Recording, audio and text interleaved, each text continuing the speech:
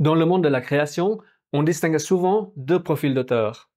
Il y a ceux qui atteignent la gloire avec une œuvre unique, et puis, il y a ceux qui progressent par étapes, qui affinent leur art sur plusieurs séries, jusqu'à trouver la formule qui les propulse vers les étoiles. Masamune Shirow, avec son parcours, fait partie de cette deuxième catégorie. Bonjour à tous et bienvenue. Vous n'avez plus besoin de le faire parce que je vais le rechercher pour vous. Dans cette vidéo, je vais vous parler de Ghost in the Shell, mais à travers les œuvres antécédentes de son auteur.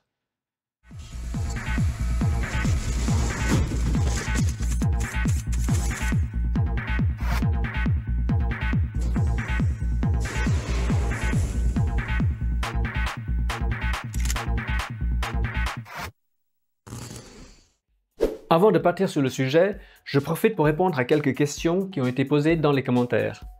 Pour ceux qui découvrent la chaîne, le mini FAQ me permet de répondre de manière plus complète à certaines questions. On m'a demandé pourquoi je parle beaucoup de séries qui datent des années 80, 90 et 2000. C'est simple, très souvent les anciennes séries possèdent une histoire de production riche, parce que leurs auteurs ou ceux qui les réalisent en parlent avec plus de nostalgie et de liberté.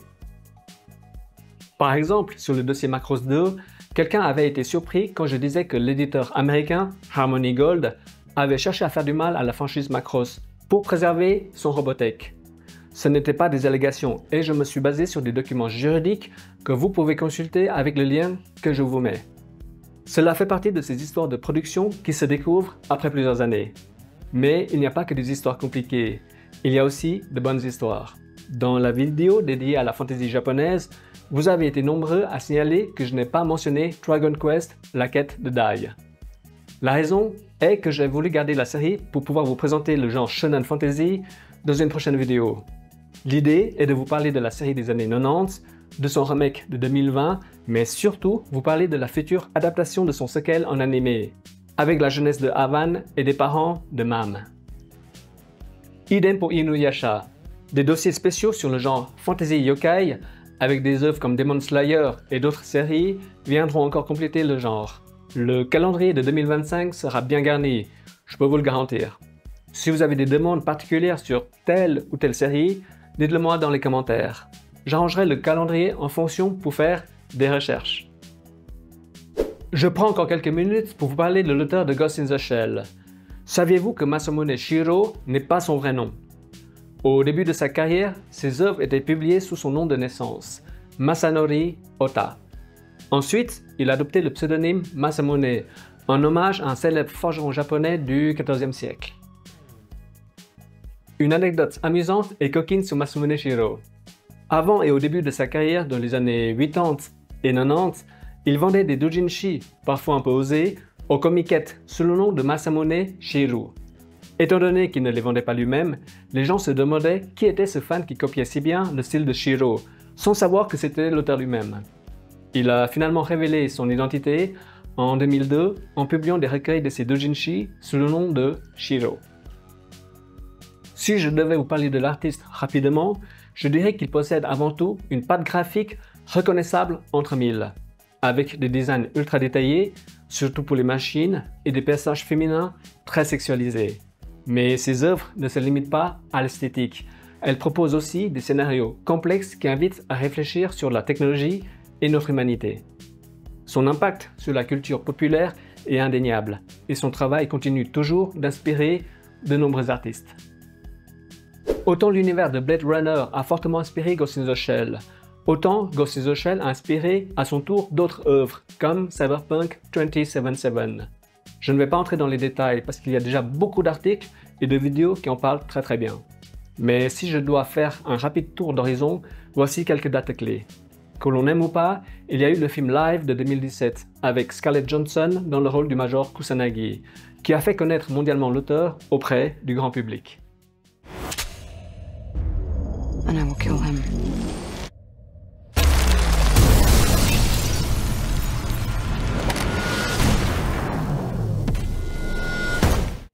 Avant le film Live, il y a eu Ghost in the Shell Arise en 2015. Mais avant Arise, il y a eu Standalone Complex en 2002. C'est cette série qui a eu le plus d'impact auprès des fans. Mais si vous êtes un vrai de vrai, Vous savez que c'est le film d'animation dirigé par le duo Mamoru Oshii et Kazunori Ito qui a véritablement lancé la machine. Le manga était déjà bien connu et apprécié par les fans, mais c'est le film de 1995 qui place la franchise à la même table que des œuvres comme Macross le film, Akira, Winner's Wars et d'autres encore. Ici, nous parlons du vrai cinéma d'animation japonais, celui qui est réalisé pour être vu sur un écran large.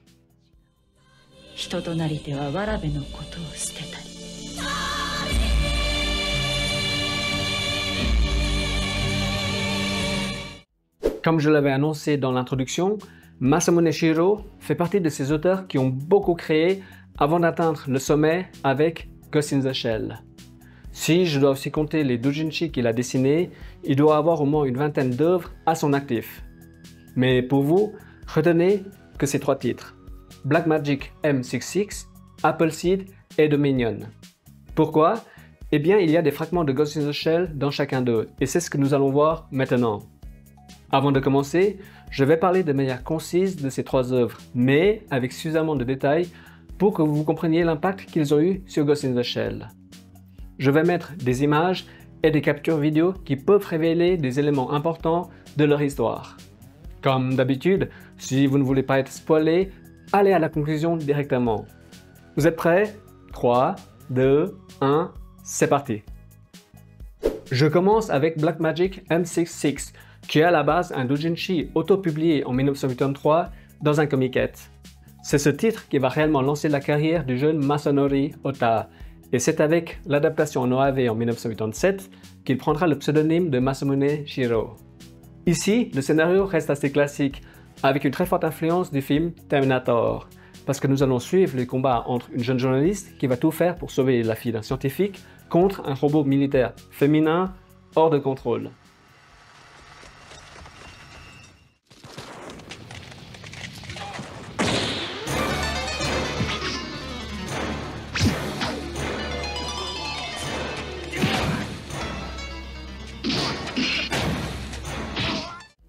Dans cette OAV, vous avez tout d'un film d'action typique des années 80, avec des courses-poursuites, de l'action, l'armée qui va chercher à étouffer l'affaire au début, avant de s'allier à l'héroïne pour combattre le robot.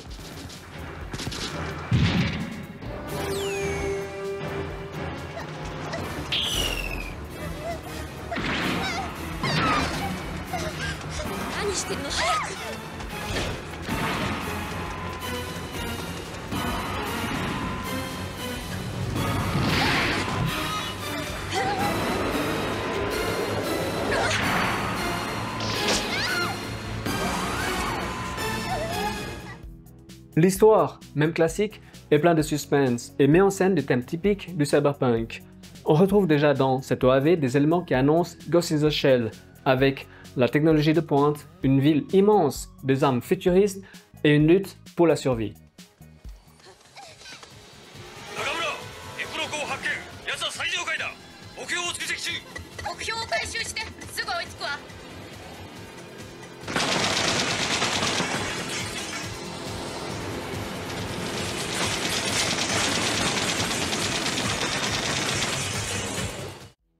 Je fais maintenant la transition vers Appleseed, qui est la deuxième œuvre marquante de Masamune Shirow. Ce manga a été publié en 1985 et je vais vous parler de l'OAV de 1988. Je ne vais pas m'attarder sur les 2 films en CGI du milieu des années 2000, parce qu'ils ont terriblement mal vieilli.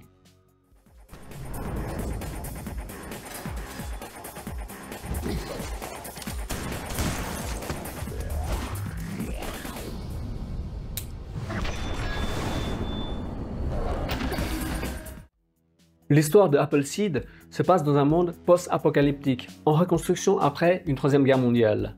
Les survivants sont maintenant réfugiés dans des mégacités artificielles. L'une d'elles, Olympus, est la plus ambitieuse parce que les hommes et les machines peuvent cohabiter ensemble.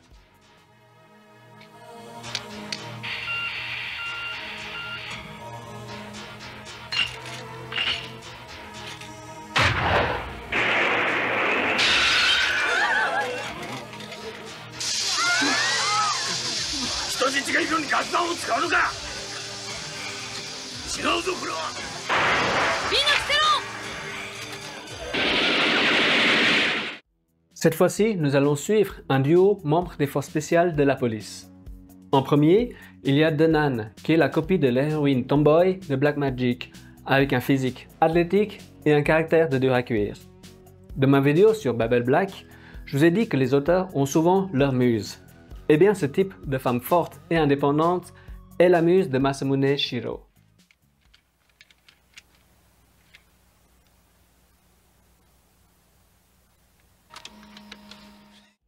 Le deuxième rôle est un cyborg ami et coéquipier de l'héroïne. Avec sa tête de robot, sa force et sa carrure, c'est le tank du duo. Avec Appleseed, l'auteur développe son style scénaristique, abordant des thèmes complexes mêlant politique et sécurité dans une ville futuriste. L'héroïne n'est plus spectatrice, mais est active puisqu'elle affronte la menace. Le cyborg, dont je n'arrive jamais à prononcer le nom, c'est en fait le futur Batu, le coéquipier du Major Kusanagi. Appleseed offre une vision sombre de l'avenir et on sent que Ghost in the Shell n'est plus très loin.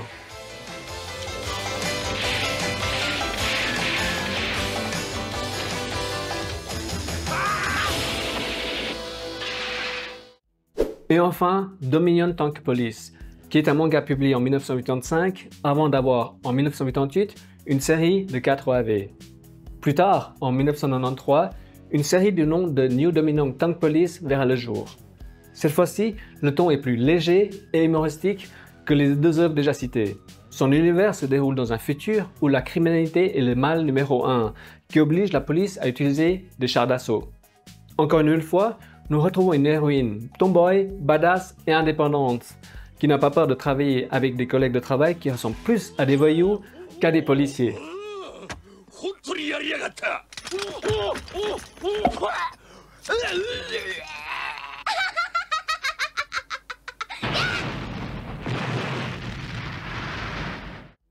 Mais la grande force de cette série va venir de ses antagonistes avec les androïdes jumelles Fisha, Anapuma et Unipuma, avec notamment une scène de striptease qui a marqué toute une génération d'adolescents dans les années 90. Pour les plus jeunes d'entre vous, demandez à votre papa.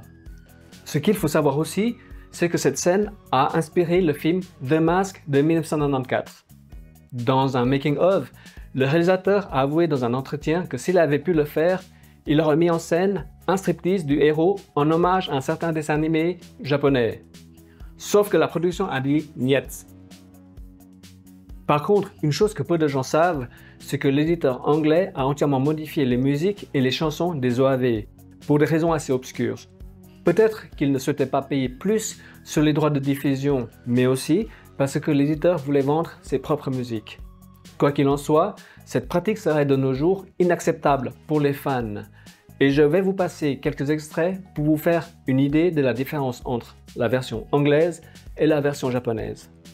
La scène du striptease est aussi présente et je vous le montre pour des raisons pédagogiques, bien évidemment.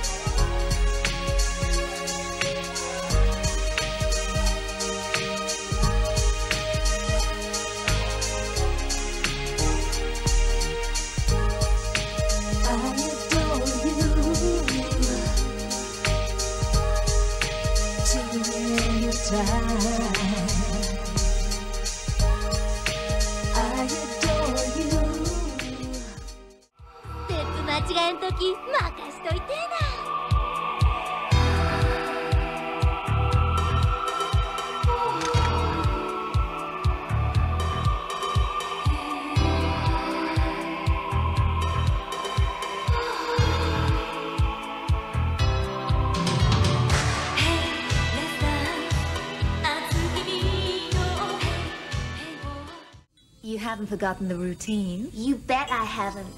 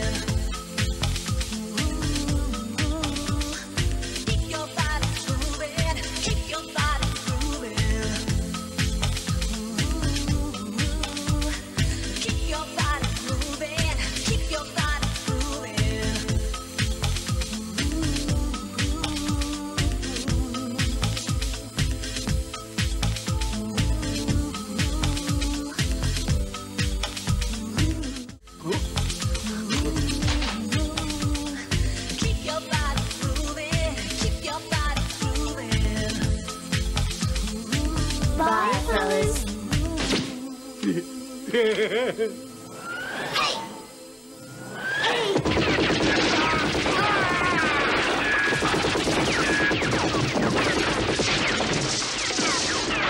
The ambulance driver split. En résumé, Dominion Tank Police est une série de science-fiction humoristique qui mélange action, comédie et satire sociale. Les OAV sont appréciés pour ses personnages excentriques, notamment les jumelles antagonistes, ses scènes d'action et son humour décalé. Pardon, le lien avec Ghost in the Shell? Ah oui, le mini-tank de l'héroïne, qui a peut-être servi de modèle pour les tanks araignées de Standalone Complex. Ouais, je sais, je voulais surtout vous montrer la scène de striptease.